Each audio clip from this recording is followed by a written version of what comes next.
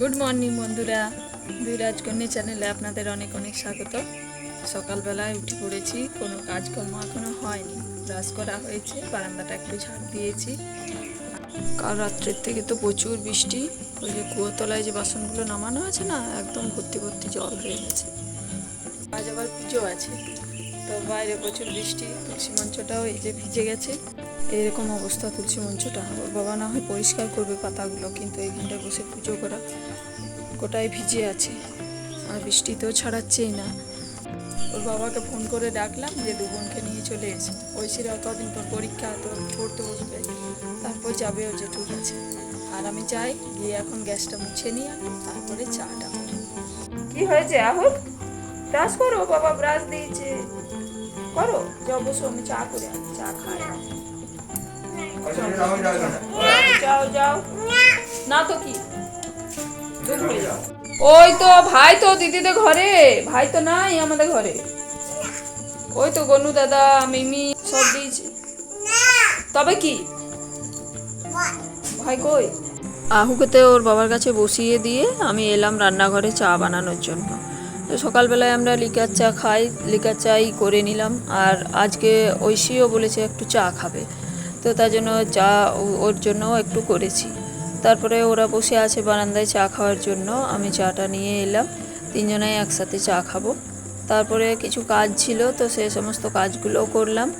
আর আজকে পুজো আছে সকালেই বলেছিলাম, তো তারপরে চান টান করে ঠাকুর ঘরে চলে এসেছি। এখন পুজোর জোগাড়টা করে নিই। ওর বাবা গেছিলো আহুকে ও জেঠুদের বাড়িতে দিতে, তো ওই ধারে গিয়ে দেখে এসেছে যে পুজো করতে কাকু চলে এসেছে, তো তার জন্য আমাকে এসে বলল।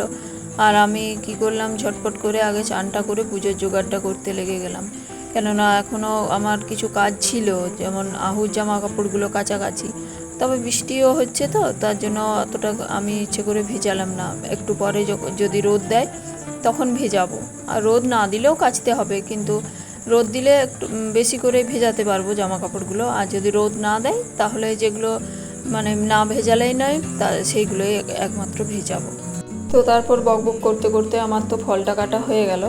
আর বৃষ্টির জন্য ওর বাবা তো বাইরে যেতে পারেনি, এইখানেই ফল নিয়ে এলো, কিন্তু কলা আর আমই পেয়েছে, আর কোনো ফল পাইনি। আর আমি প্রথমে ফলটা একটা জায়গাতেই কেটে নিয়েছি, তারপরে এই যে ঘরের ঠাকুরের জন্য একটা প্লেট নিয়েছি, আর ঐশীর গপুর জন্য একটা প্লেট নিয়েছি।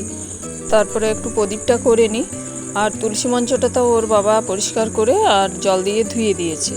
একটু আলপনাটা দিয়ে দিলেই আমার হয়ে যাবে পুজোর জোগাড়টা। তো আমি ঘরের পুজোটা শুরু করলাম। আর পুজোটা শুরু করতেই কাকু এসে গেছে, তো আমি ততক্ষণে ঘরের পুজোটা ছেড়ে আগে তুলসী মঞ্চে মা মনসার পুজোটা করিয়ে নিলাম। তারপরে ঘরের পুজোটা আবার একটু পরে করব। এই যে কাকু পুজো শুরু করে দিয়েছে। আর আহু তো সেই সকালে ওর বাবা রেখে এসছে জেঠুদের বাড়িতে, এখনও আহুকে নিয়ে আসেনি।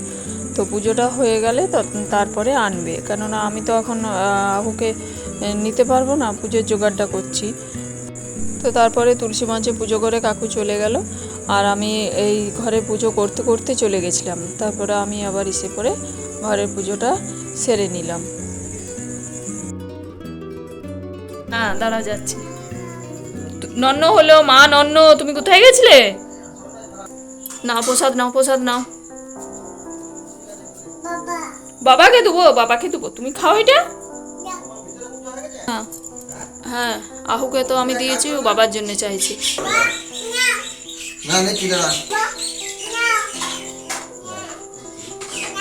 বাবাকে প্রসাদ নিতে হবে, বাবা নাও। বাবার পিছু পিছু ঘুরছে। আর মা, মা প্রসাদ নেয় না।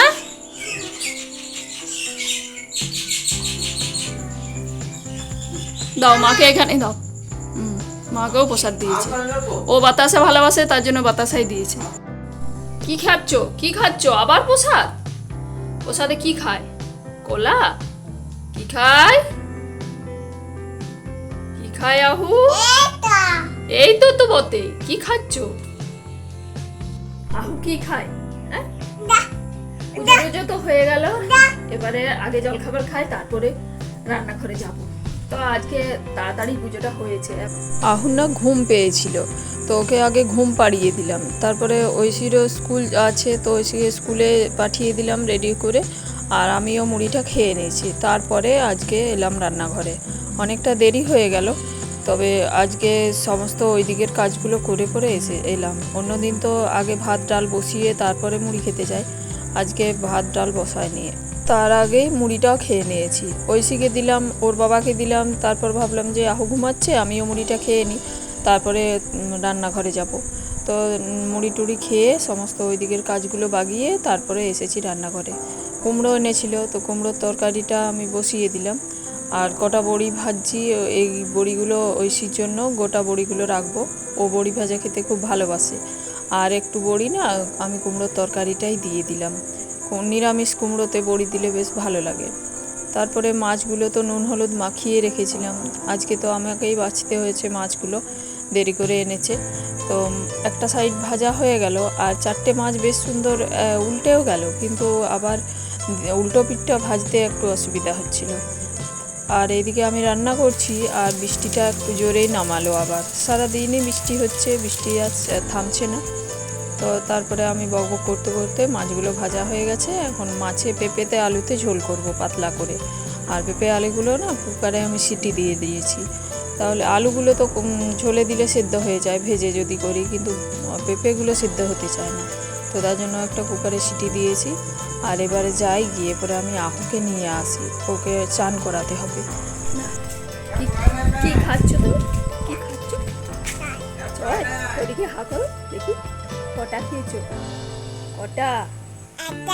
কে দিয়েছে? বাবা দিয়েছে, মা। আর দিদি ভাই? দিদি ভাই চয় কই? হ্যাঁ, দিদি ভাইয়ের জন্য চয় নাই? কে খেয়েছে দিদি ভাইয়ের চয়টা? আহু সব খেয়ে নিয়েছে, একটাও নাই? দিদি ভাই কাঁদবে। মা চলো আমরা ভাত খাই। এখন কি খাবে? আর কি ভাত? আর কি? ডিম। প্রতিদিন ডিম খায়?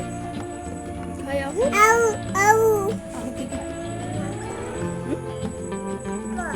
জি কি খায়? এদিকে এদিকে মামা হ্যাঁ ফুল।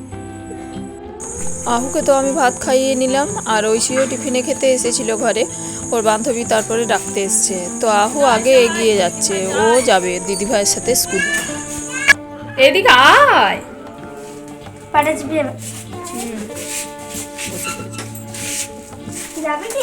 টাটা বাই করো, টাটা বাই। আহু যায় না, খালি পায়ে আছে ঐশী। কোথায় যায় আহু? কোথায় যায়? কার সাথে? কার সাথে যায়? চলো আমরা ঘরে যাই। চলো, তুমি বড় হও তবে তো তুমি দিদি ভাইয়ের মতো এবি করতে যাবে না, এখনই যাবে? হ্যাঁ না, তুমি বড় হও, ভাত খেয়ে মুখ ধুও না। চলো মুখটা ধুইয়ে দিই, চলো।